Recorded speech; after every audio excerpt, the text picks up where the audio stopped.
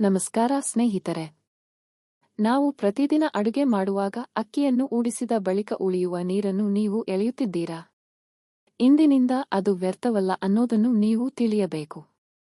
ಈ ನೀರಲ್ಲಿ ದೇಹಕ್ಕೂ ಮುಖಕ್ಕೂ ಕೂದಲಿಗೂ ಅನೇಕ ಅಚ್ಚರಿಯ ಪ್ರಯೋಜನಗಳಿವೆ.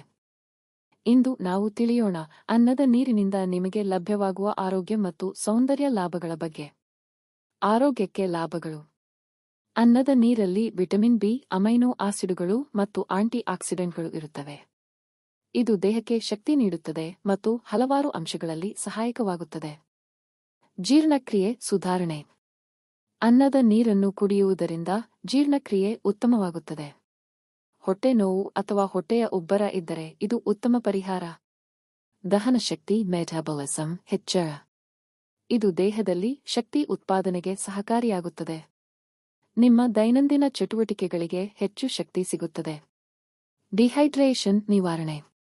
ಬೇಸಿಗೆ ವೇಳೆ ದೇಹ ತಂಪಾಗಿಸಲು ಮತ್ತು ದ್ರವ ಮಟ್ಟ ಕಾಪಾಡಲು ಇದು ಉತ್ತಮವಾಗಿರುತ್ತದೆ. ಸೌಂದರ್ಯಕ್ಕೆ ಲಾಭಗಳು. ಅನ್ನದ ನೀರನ್ನು ತ್ವಚೆಗೆ ಮತ್ತು ಕೂದಲಿಗೆ ಬಳಸಿದಾಗ ಬಹುಪಾಲು ಬ್ಯೂಟಿ ಸಮಸ್ಯೆಗಳಿಗೆ ಪರಿಹಾರ ಸಿಗುತ್ತದೆ. ತ್ವಚೆಗೆ ಪ್ರಕಾಶಮಾನತೆ. ಅನ್ನದ ನೀರನ್ನು ಮುಖಕ್ಕೆ ಹಚ್ಚಿದರೆ ಚರ್ಮದ ಬಡ್ತಿಯು ಕಡಿಮೆಯಾಗುತ್ತದೆ.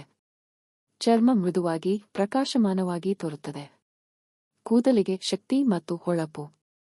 ಶಾಂಪೂ ಬಳಿಕ ಅನ್ನದ ನೀರನ್ನು ಕೂದಲಿಗೆ ತಟ್ಟಿದರೆ ಕೂದಲು ಮೃದುವಾಗಿ ಮತ್ತು ಉಜ್ವಲವಾಗಿ ತೋರುತ್ತದೆ.